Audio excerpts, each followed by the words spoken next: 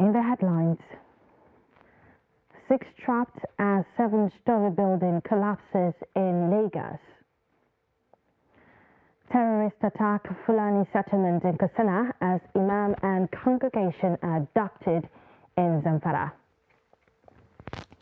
Atiku meets PDP governorship candidates in Abuja.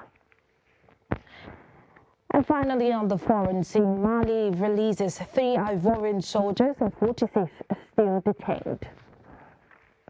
Hello and welcome to Trust TV News Updates. I am Martia Umar.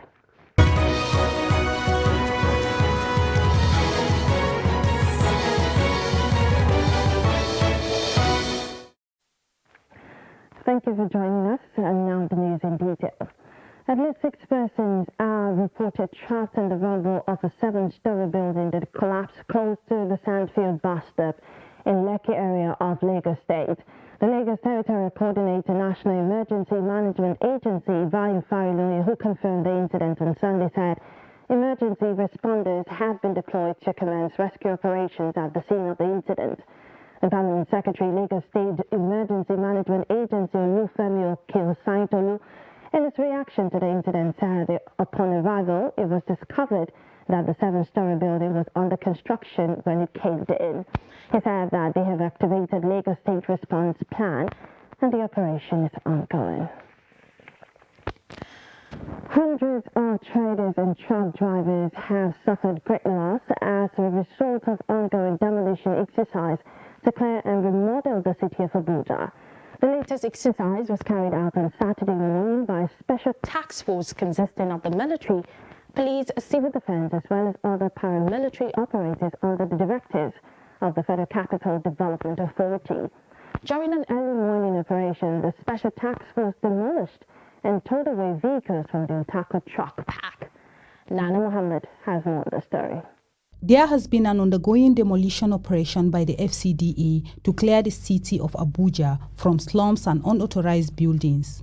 This is as a result of growing concern that slums and unauthorized settlements may be hiding criminal elements terrorizing the city residents. But the demolitions often come with a loss for the majority of business owners who make a living in these slums. Immediately they steal all our goods. The next thing is to steal the irons and other things. The way we see ourselves this morning, when we come to this place, we only see caterpillar enter this place. No notice, nothing. I think a place like a garage like this, we have chairman. Government supposed to call chairman, and then chairman will have idea of what is happening. So that we get is more than 1 trillion naira, because I don't know.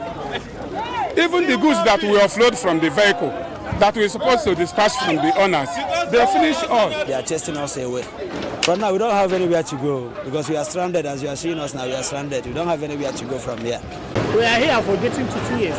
We will drive out from Jabi Park, say they are going to develop this place. They give us here to stay, pending when they will find solution for us. But no solution was found overnight. Last month, they said we should clear anything that will be hiding for security reasons. We comply. All containers, all batches were removed. Only trucks were left. So daybreak today we see this. Where are you going from here? We don't know. Honestly, we don't know. And this place accommodates over 500 people that are feeding here. While the people are counting the cost, the government intends to continue with the exercise to make the FCT crime-free. But this is raising several questions, chief of which is, has government provided options for the legitimate, law-abiding citizens making a living out of these slums? And more importantly, does the responsibility of government start and end with stopping crimes? Nana Muhammad, Trust TV News, Abuja. On July 5th last year, 121 students were abducted by bandits from Bethel Baptist High School. 13 months after, one of the students, Treasure Ayuba, is still with the kidnappers in spite of efforts to get him out of the forest. Trust TV's Abdulaziz, who visited the family, reports on their anguish and hope in the midst of adversity. The report. This photo of Treasure Ayuba set tears rolling down the cheeks of his mother, Janet Peter. Janet last saw her only son on 3rd July 2021, a day after his 12th birthday, when she delivered his birthday cake to him in school. A day later, he and 120 of his schoolmates were abducted from Bethel Baptist High School, Kujama, in Kaduna State. For his family, Treasure means not just another child. I miss so many things about Treasure. That is why each time I look at his picture, it reminds me of so many things. The good memories we shared.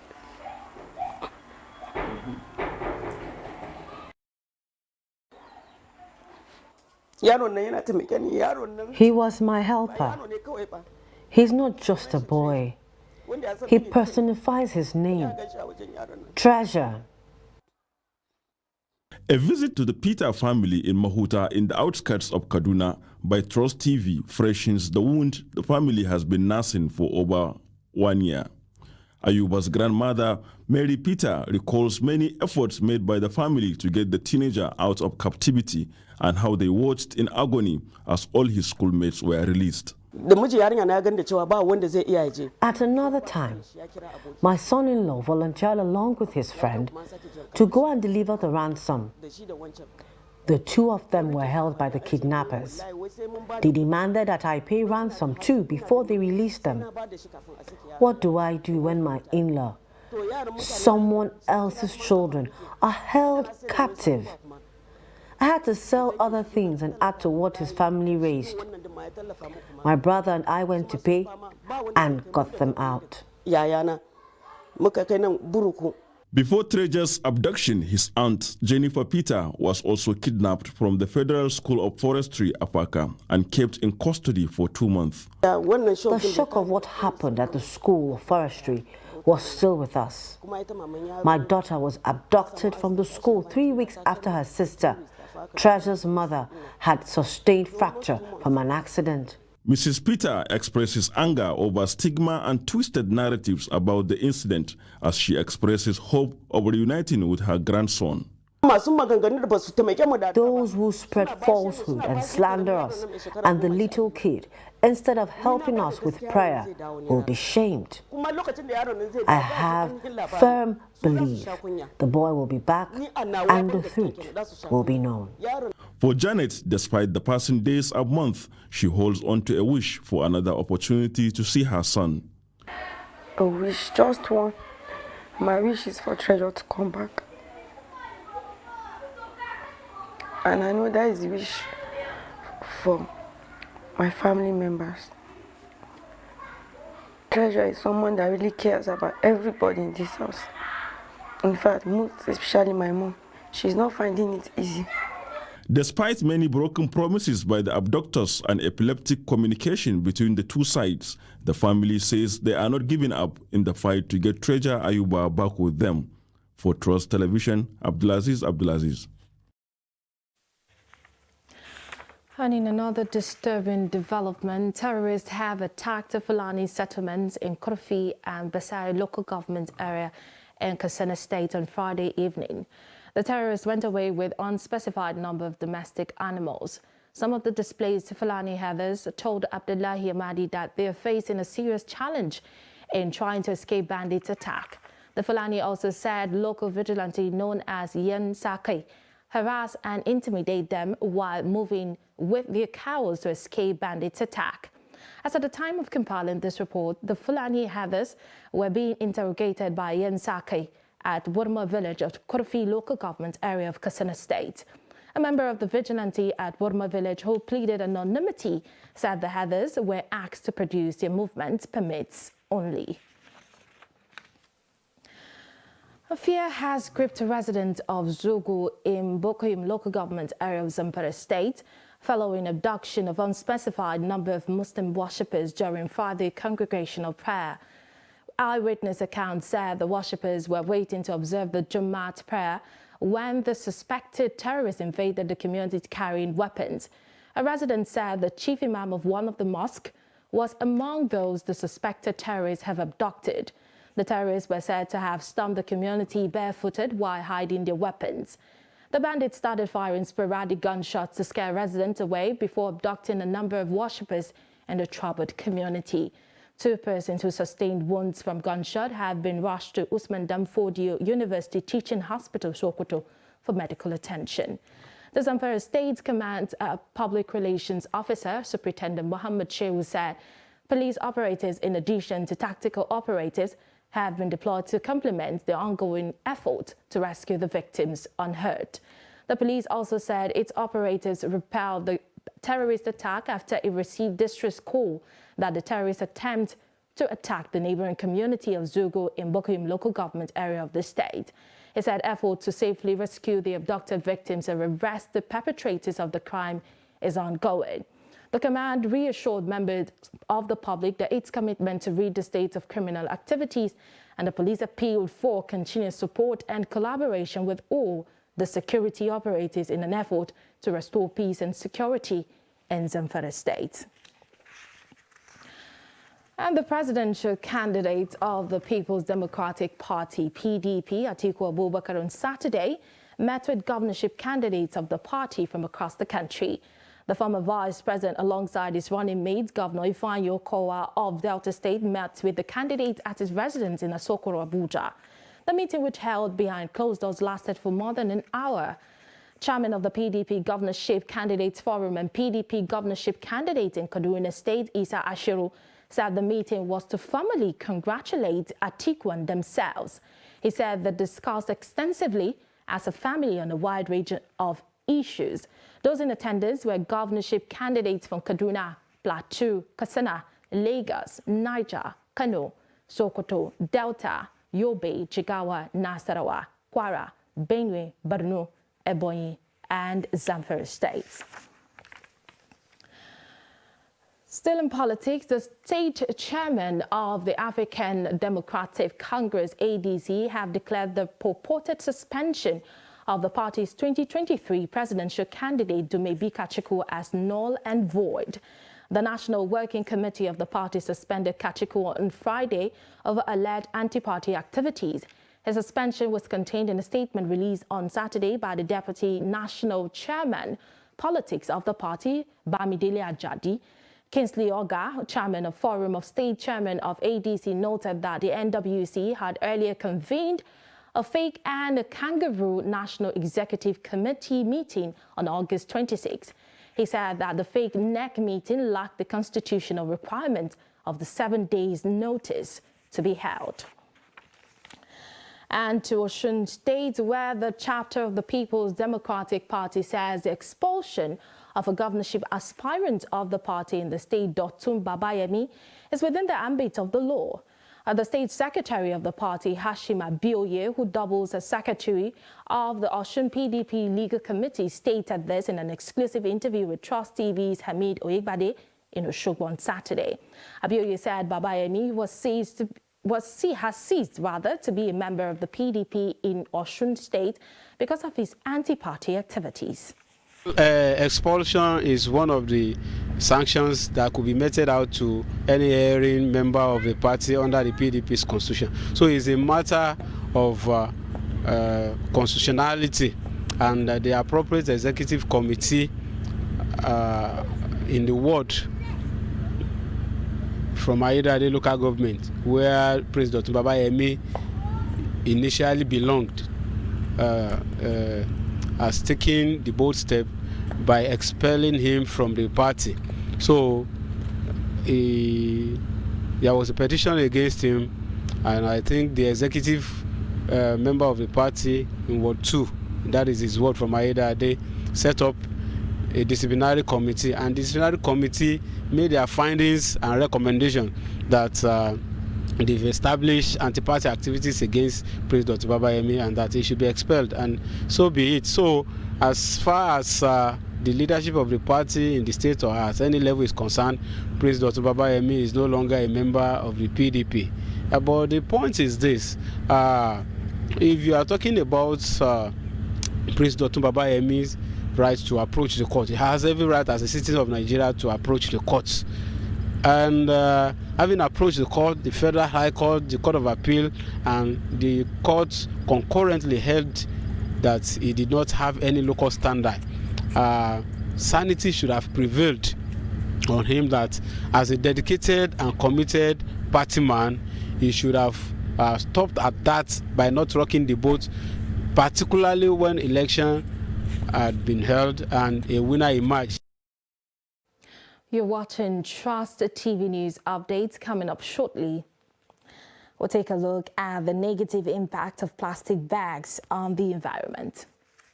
Details of the story and more after the break. Stay with us.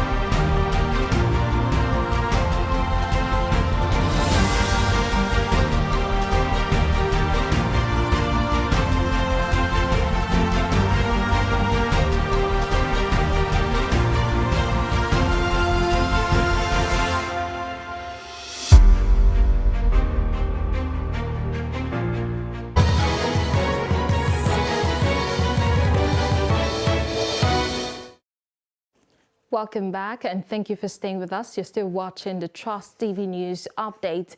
Before we proceed with the rest of the details, let's take a look at our recaps again. We told you that 6 trapped as 7-story building collapses in Lagos. And the terrorist attack of Fulani settlement in Katsina as imam and congregation abducted in Zamfara State.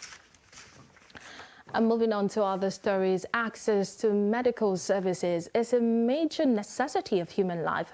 However, Nigerians have different preferences about where to access healthcare, as some prefer hospitals, while others demand services in pharmacies or patent medicine stores. Ibrahim Ismail examines the implication of accessing medical services in hospital, pharmacy, or from medicine vendors. A pharmacy is an establishment that has professionals who administer drugs based on prescriptions given by a medical doctor, while patent medicine vendors may not necessarily have professional training but sell over-the-counter drugs. Patent and proprietary medicine vendors. One of the main aims of establishing some of these health institutions is to help ease the access of medicine to the public. However, there are so many benefits of these things as well as implications or disadvantages. The essence of constituting or allowing for the medicine stores, as it were, or medicine vendors, is so that people can have access to drugs that you do not necessarily need a prescription from a doctor to have them. A medicine vendor also speaks on the development. We are not selling the drugs without prescription. You cannot come and tell us to give you some drugs without prescription and give you. We can't do that here. We speak to some Nigerians in Gombe State on their preferred point of accessing medicine, hospital, pharmacy, or patent medicine. When you are feeling like headache, you will prepare to go to chemist because you know headache, you will, whenever you take paracetamol or other pain relievers, it will be okay for you. This is one of the reasons why I go to chemist whenever I'm feeling slight. Maybe I'm a little bit stressed up. I used to go to hospital whenever I am sick, and I prefer a primary healthcare center. I get better services there than a big hospital. From the testimonies of these respondents, many Nigerians preferred accessing medicine at patent medicine or drug vendors. Dr. Dangana said many people preferred medicine vendors than hospital for financial reasons, despite the consequences involved. It's very possible for you to have a problem that does not need antibiotics, and then you go over the counter and you go to them and say, I want augmentin, I want amoxicillin, I want erythromycin, I want whatever, and then they will dispense these drugs to you. Now, when you don't need those drugs and you take them, you are creating a situation whereby in the future we're going to have a problem with resistance. Not to talk about the side effect of these drugs on you. What about the issue of dosages for children and for adults? Dr. Dangana called on the federal government to provide health insurance services to all Nigerians through universal health coverage to discourage people from consuming drugs obtained without prescription from medical professionals. From Gombe, Ibrahim Ismail reporting for Trust TV. And now to environmental issues. Plastic bags are a huge part of litter, impacting negatively on environment. Some of its detrimental environmental effects include animal choking, pollution, landscape disfigurement, and the blockage of channels, rivers and streams. The public, activists and lawmakers have expressed outrage at the degree to which plastic degrades the environment, leading to some national governments banning the use of plastic bags for shopping. Nana Mohammed looks at efforts to limit the use of plastic bags in Nigeria. The report. A plastic shopping bag is one of the leading causes of environmental and socio-economic problems worldwide. Despite the universal calls for reduction intervention strategy, plastic bags continues to litter walkways, drainages and dump sites in almost every city, town and villages across Nigeria. Plastic bag comes in all sizes, shapes and designs. Some are even fashionably designed for everyday outings. From the environmental perspective, if not properly disposed of, plastic waste can cause stormwater drain blockages and ultimately kill aquatic animals. Nobody can give you a precise time frame within which polythene actually degrades. In generation, nobody has ever witnessed the complete degradation of polythene bags. Humanity needs to change the way it sees plastic, because we cannot continue to degrade our marine environment with plastic, endangering not only the aquatic life. I love sardines, and what it means is that in the next couple of years there will be more plastic in the sea than even the fish. For environmental waste collectors, plastic bags and hospital waste equipment have become the major items in the litter system, and it has over the years threatened their lives and well-being. All this cleaning, hospital waste, if they want to throw it, they put needle inside. And if you want to carry it, at times, our hand glue, look at my hand glue, it's very bad. At that process now, I can go and carry that needle, and I think it will affect my hand, and it's very bad. Despite huge resources invested in waste management by local and international organizations, as well as the government, street waste collectors have decried low wages. The sector has also suffered a setback, and waste management has continued to pose a serious problems to the environment. None of the Nigerian cities would qualify as clean. Each of the states are struggling, to provide waste management services at various levels. But to date, we don't have a sanitary landfill. We don't have the critical infrastructure that we need to clean our neighborhoods. Abuja is doing well because Abuja is spending over 5 billion naira in order to clean the city, and that is what is helping. But even in Abuja, what you find is a grab and dump strategy where waste is collected from the city and taken to the periphery of the city for disposal.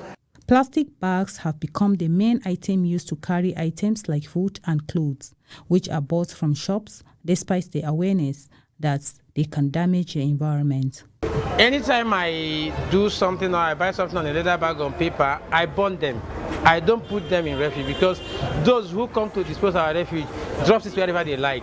So personally, I don't succumb to dropping refuge with people that will go and drop it anywhere at all.